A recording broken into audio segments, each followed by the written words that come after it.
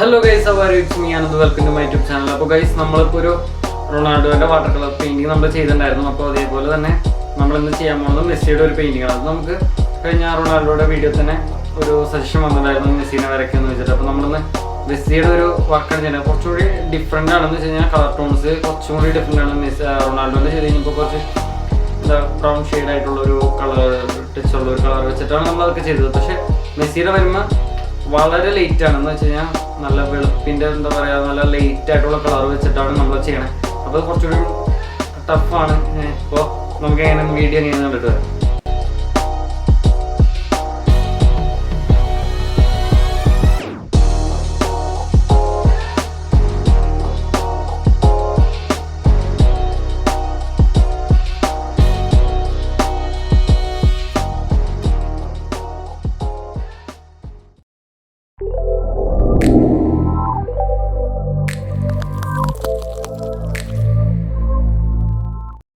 ഇപ്പോൾ ഗൈസ് നമ്മൾ എല്ലാ ഭാഗത്തും ലൈറ്റായിട്ട് തന്നെയാണ് ഫസ്റ്റ് കളർ വെക്കണേ. കാരണം ഞാൻ പറഞ്ഞല്ലോ വളരെ ലേറ്റായിട്ടുള്ള ഒരു ഫേസാണ് എന്ന് വെച്ച് കഴിഞ്ഞാൽ കളർ നമുക്ക് അത്ര ലേറ്റായിട്ടപ്പോൾ വെച്ചാൽ മതി. അപ്പോൾ നമ്മൾ ആ റൊണാൾഡോനെ ചെയ്തതിനേക്കാളും കുറച്ചുകൂടി നല്ല രീതിയിൽ തന്നെ ലേറ്റായിട്ടാണ് ഓരോ കളറുകളും വയ്ക്കുന്നത്. ആ സെയിം മെത്തേഡ് തന്നെയാണ് ഇതിലും ഞാൻ ചെയ്യുന്നത്. അതായത് ഓരോ ഭാഗത്തുള്ള ടോണുകളും അതേ ടോണിനനുസരിച്ച് തന്നെ നമ്മൾ ഓരോ കളറുകളായിട്ട് വയ്ക്കുക. വെള്ളം കുറച്ച് കൂടുതൽ ബ്രഷിൽ കൊള്ളിച്ചെടുത്ത് കഴിഞ്ഞ് കഴിഞ്ഞാൽ നമുക്ക് ഇത്ര ലൈറ്റ് ആയിട്ടുള്ള കളറുകൾ നമുക്ക് വെക്കാൻ പറ്റും. അപ്പോൾ അതേപോലെ ലൈറ്റ് ആയിട്ടുള്ള കളറുകൾ വെക്കുക. അതിനുശേഷം പിന്നെ കുറച്ച് ഡാർക്കായിട്ട് നമ്മൾ സാധാരണ ചെയ്യുന്ന അതേ മെത്തേഡിൽ തന്നെ ഡാർക്കാക്കി ചെയ്യുക. ഓരോ ലെയറുകളും വെക്കുമ്പോഴും സൂക്ഷിക്കുക, അത് ഉണങ്ങിയതിന് ശേഷം മാത്രം വെക്കുക. അല്ലെങ്കിൽ അത് രണ്ട് കളർ മിക്സായി കഴിയുമ്പോൾ പിന്നെ അതിൻ്റെ ആ ഒരു ഡാർക്ക്നെസ് കിട്ടിയെന്ന് വരില്ല. അപ്പോൾ അതുകൊണ്ട് അടുത്ത കളർ വെക്കുമ്പോൾ ഉണങ്ങിയിട്ട് വേണം വയ്ക്കാനായിട്ട്. അങ്ങനെ ഓരോ കളറുകൾ വെച്ച് നമുക്ക് പല ടോണുകൾ ഉണ്ടാക്കിയിട്ട് വേണം ഇതേപോലത്തെ ഒരു പെയിൻറ്റിങ് ചെയ്യാനായിട്ട്. ഇതിനകത്ത് കൂടുതലായിട്ടും യൂസ് ചെയ്തേക്കുന്നത് നമ്മൾ റെഡിഷ് ആയിട്ടുപോലത്തെ കളറുകളാണ് കൂടുതലും ഞാനത് യൂസ് ചെയ്തേക്കുന്നത്. കാരണം സ്കിന്നിൻ്റെ ടോൺ അങ്ങനത്തെയാണ്. നമ്മൾ ഹൈലൈറ്റുള്ള പോർഷൻസൊക്കെ മാക്സിമം ഒഴിവാക്കി വിടുക. അത് ഞാൻ ആ ഫസ്റ്റ് വീഡിയോ തന്നെ റൊണാൾഡോൻ്റെ വർക്ക് ആദ്യം തന്നെ ഞാൻ പറഞ്ഞിട്ടുണ്ട്. അപ്പോൾ ആ വീഡിയോ കാണാത്തവരുണ്ടെങ്കിൽ അതൊന്ന് കാണാം ഫസ്റ്റ്. അപ്പോൾ അതിലും ഇതേ സെയിം മെത്തേഡ് തന്നെയുള്ള പെയിൻറ്റിങ്ങിനെ പറ്റി തന്നെയാണ് ഞാൻ അതിനകത്തും പറയണത്.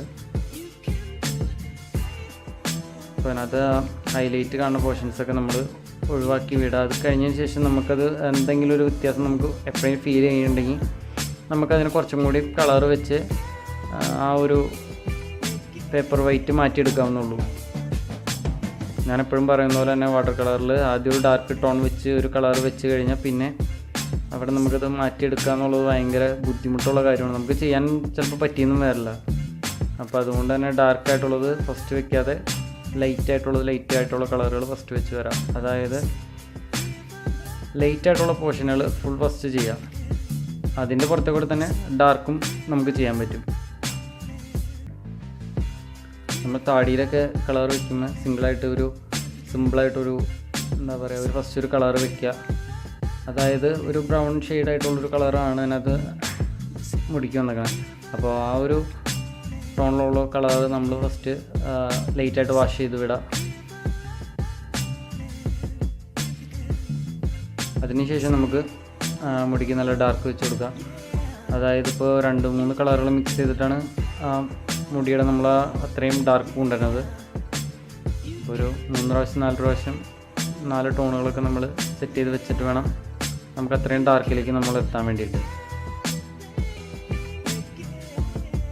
അതിനുശേഷം നമ്മൾ നല്ല ഡാർക്കായിട്ടുള്ള കളറുകൾ വെച്ചതിന് ശേഷം ആ ഹൈലൈറ്റ് മാത്രം നോക്കിയിട്ട് നമ്മൾ വയ്ക്കുക. അപ്പോൾ മുടിയുടെ കറക്റ്റ് ടോൺ നമുക്ക് കിട്ടും. നമ്മളിപ്പോൾ ഫസ്റ്റ് വെച്ചിരുന്ന ആ ഒരു കളറ് അതിൽ നിന്ന് കുറച്ചും കൂടി ഡാർക്കാക്കിയിട്ട് നമ്മൾ കഴുത്തിൻ്റെ പോർഷനുകളൊക്കെ ചെയ്യാണ്. കുറച്ചും കൂടി ഡാർക്കാക്കി ഏറ്റവും അവസാനമാണ് നമ്മൾ ലിപ്സിൻ്റെ കാര്യങ്ങളൊക്കെ ചെയ്യുന്നത്. അപ്പോൾ ലിപ്സൊക്കെ വളരെ സിമ്പിളായിരുന്നു. ഇതിൻ്റെ ഏറ്റവും വലിയ പ്രത്യേകത എന്ന് വെച്ച് കഴിഞ്ഞാൽ ഇതിൻ്റെ കളറിൽ ഞാൻ മിക്സ് ചെയ്തിരിക്കുന്നത് വെച്ചാൽ ഒത്തിരി ടഫാണ്, ടാസ്ക്കാണ്.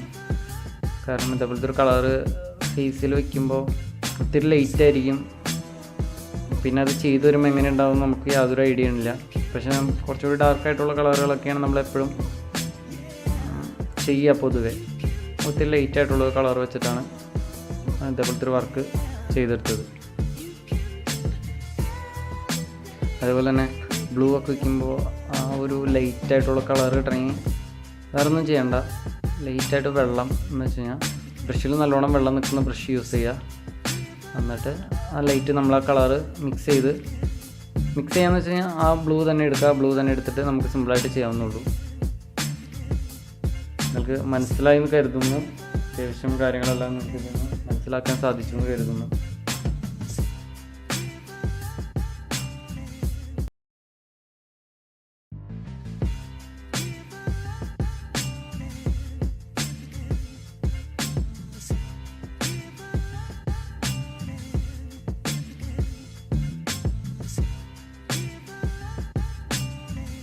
ഇനി നമുക്കിതിൻ്റെ ബാക്ക്ഗ്രൗണ്ട് നമ്മൾ പോസ്റ്റർ കളർ വെച്ചിട്ട് തന്നെയാണ് റൊണാൾഡോൻ്റെ വർക്ക് ചെയ്യുന്നത്. കാരണം ബ്രഷിൻ്റെ സ്റ്റോക്ക് നമുക്ക് ബാക്ക്ഗ്രൗണ്ട് ഈ കളർ യൂസ് ചെയ്യുമ്പോൾ കാണാൻ പറ്റില്ല. എത്ര ഡാർക്കിലും എത്ര ഫിനിഷിംഗ് ആയിട്ട് നമുക്ക് കളർ വേണമെങ്കിൽ നമുക്ക് പോസ്റ്റർ കളർ തന്നെ യൂസ് ചെയ്യണം. അപ്പോൾ പോസ്റ്റർ കളർ ഞാനതൊരു മിക്സ് ചെയ്ത കളറാണത്. ബ്ലൂവും ഗ്രീനും വൈറ്റും വെച്ചിട്ട് മിക്സ് ചെയ്ത കളറാണത്. അപ്പോൾ നമ്മുടെ വർക്ക് ഏകദേശം ഓൾമോസ്റ്റ് എല്ലാം തന്നെ തീർന്നു. അപ്പോൾ ഗൈസ്, നമ്മുടെ മെസ്സിയുടെ വീഡിയോ തീർന്നു. അപ്പോൾ മെസ്സി നല്ല രീതിയിൽ ചെയ്യാൻ പറ്റുന്ന വിശ്വാസം. അപ്പോൾ നിങ്ങൾക്ക് ഈ വീഡിയോ കണ്ടിട്ട് ഇഷ്ടപ്പെട്ട് കഴിഞ്ഞാൽ മറക്കാതെ നിങ്ങളൊന്ന് സബ്സ്ക്രൈബ് ചെയ്ത് നമ്മളെ സപ്പോർട്ട് ചെയ്യാം. അപ്പോൾ നമുക്ക് അടുത്ത വീഡിയോ ആയിട്ട് വരാം.